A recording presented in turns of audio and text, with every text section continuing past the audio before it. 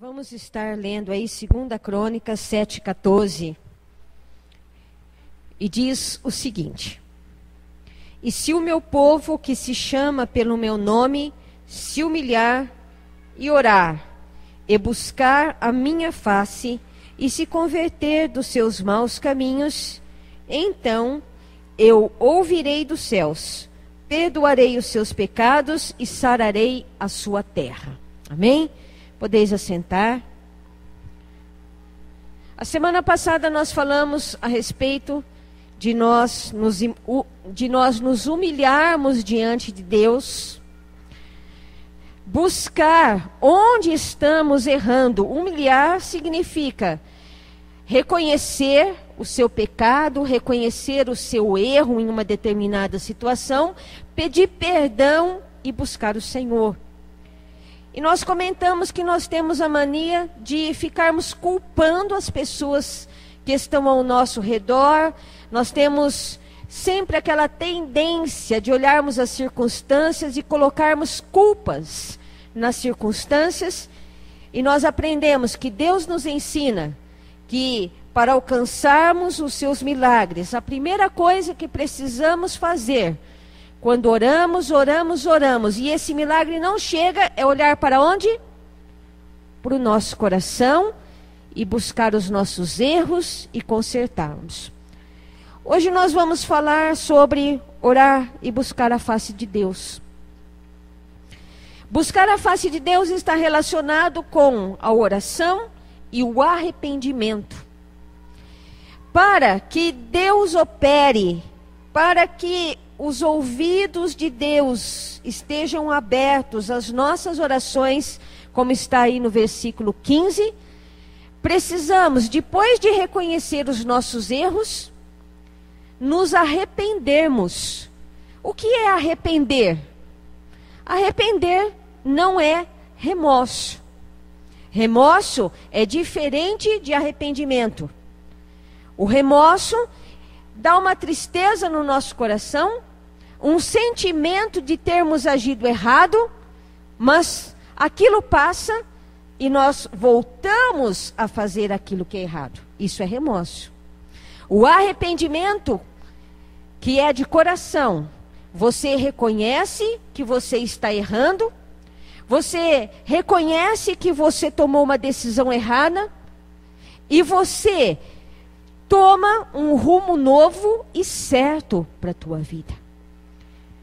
Um exemplo disso, nós temos, por exemplo, num casamento. O casal teve uma grande briga, e você que é cristão nesse relacionamento, o que você vai fazer? Para que haja uma reconciliação, porque Deus não quer ninguém brigado com ninguém, né? Você vai buscar Deus aonde que eu errei, por que que essa briga começou, por que que essa discussão começou. E como um cristão, você vai reconhecer o seu erro e qual é a atitude correta? Reparar o erro. Reparar aquilo que você fez. E vice-versa. Relacionamentos se consertam assim. E é assim que Jesus deu para nós o exemplo. Não foi? A Bíblia diz que devido ao nosso pecado, Deus não podia olhar para nós. E em toda a história das páginas da Bíblia, vem Jesus e na cruz do Calvário, ele fazia o que por mim e por você? Ele perdoava os nossos pecados e nos colocava de novo na presença de Deus. Nós tínhamos um relacionamento rompido com Deus. Lá no Éden, quando começou o jogo de empurra-empurra, como falamos a semana passada. Na cruz, Jesus veio nos reconciliar com Ele. E ali na cruz, Ele perdoou os nossos pecados. Então, amados, o arrependimento faz parte da humilhação. Se você tem reconhecido na tua vida que você tem errado, não basta só falar, Deus, me ajuda a não fazer mais isso. Você tem que tomar a atitude. Deus vai te dar a força e você vai tomar atitude e controlar o teu ser, os teus sentimentos, o teu temperamento. Para pensar um pouquinho. Quem tem aqui um temperamento bem impulsivo? Quando viu, já falou. Quando eu vi, ixi. Quem aqui tem uma linguinha pesada? Demora para explodir. Mas também a hora que abre a boca, sai de perto. Isso é pecado. Porque ferimos as pessoas. E depois, ferimos a nós mesmos. Por quê? Porque depois a gente vê a situação de perna por ar, difícil de consertar, e você começa a se sentir mal também. Quem consegue viver com uma situação dessa? E como Deus transforma isso? Você vai orar e falar: Deus, o meu temperamento é um temperamento difícil. Minha família tem sofrido com isso. Meus colegas de trabalho têm sofrido com isso. Eu tenho sofrido com isso. Deus, Ele vai começar a gerar em você a capacitação. Só que o agir diferente pertence a mim e a você. A hora que vem aquela explosão, você vai sentir uma força para controlar. Só que se você ultrapassar o limite que Deus está te dando, você vai parar, você vai orar, vai pedir perdão e vai falar: Deus, errei de novo, mas eu vou reparar isso. Como que se repara? Vai lá para o outro e fala: escuta, essa discussão foi infundada, fui grosso, fui grossa, falei coisa que eu nem penso a seu respeito, mas eu falei só para te machucar, para te ofender. Você me perdoa?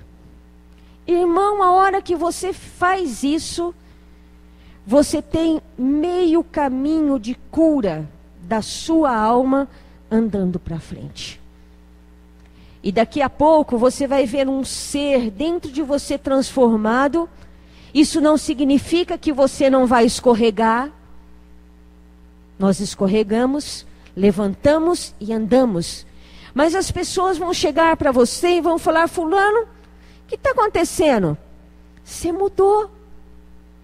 Parece que você está mais alegre, parece que você está mais dócil, parece que você está mais controlado. O que está acontecendo com você? Aí você vai poder testemunhar que você se humilhou, se arrependeu, recebeu perdão e você foi curado. Amados, os milagres de Deus se estendem a todas as áreas da nossa vida, através de humilhar, converter e perdão.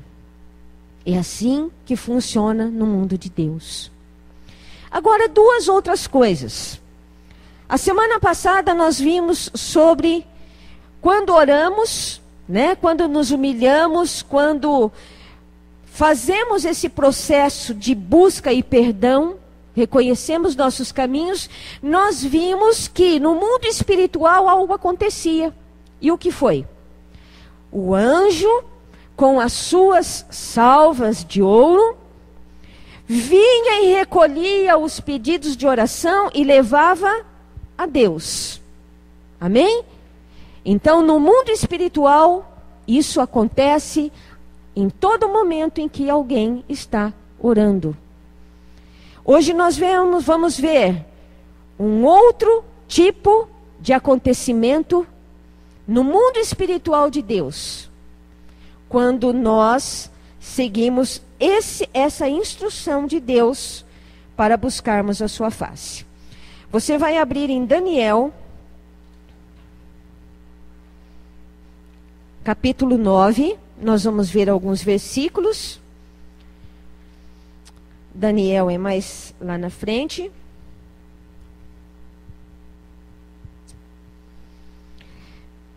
Daniel, um servo de Deus, fiel, passou muitas tribulações. Ele interpretava sonhos também, e ele estava como escravo. E nessa nação em que ele estava escravo, ele não deixou de ser servo do Senhor Deus. E Daniel buscava muito a Deus, e ele queria entender algumas visões que Deus havia dado para Jeremias. E olha o que acontece aí quando Daniel começou a orar. Daniel capítulo 9, versículo 3. Daniel fez exatamente o que Deus fala em Crônicas. Veja bem.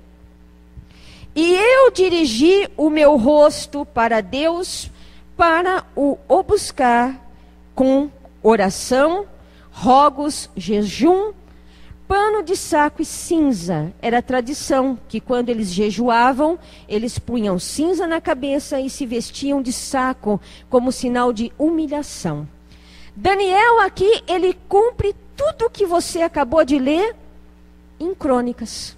Se o meu povo, que se chama pelo meu nome, se humilhar, Daniel se vestiu de pano de saco e pôs cinza na cabeça, dizendo: Deus, eu sou como um pó, eu preciso do Senhor. É assim que simbolizava. Depois ele diz: eu busquei o rosto do Senhor. O que fala lá em Crônicas? E buscar a minha face, vir atrás de mim, e orar, e se arrepender dos seus maus caminhos. E Daniel continua dizendo no versículo 4: orei ao Senhor meu Deus, e confessei, e disse: ah, Senhor Deus grande e tremendo, que guardas a aliança e a misericórdia para com os que te amam e guardam os teus mandamentos. Olha o versículo 5. Daniel está orando por ele e pela nação. Pecamos. Daniel fez o que aqui? Reconheceu que algo retinha a bênção porque havia pecado. Pecamos e cometemos perversidade, maldade. Procedemos de forma ímpia, fomos rebeldes, apartando-nos dos teus mandamentos e os teus juízos. Não demos ouvidos aos teus profetas que falaram em teu nome. Até aí. Daniel reconheceu todos esses pecados que estavam impedindo a bênção. Daniel cumpriu fielmente o que nós estamos aprendendo em 2 Crônicas. Algo tem que acontecer aonde? Quando o servo de Deus ora? No mundo espiritual. Vamos ver o que aconteceu? A semana passada, anjos levavam salvas de ouro. Agora aqui, a coisa no mundo espiritual, nas regiões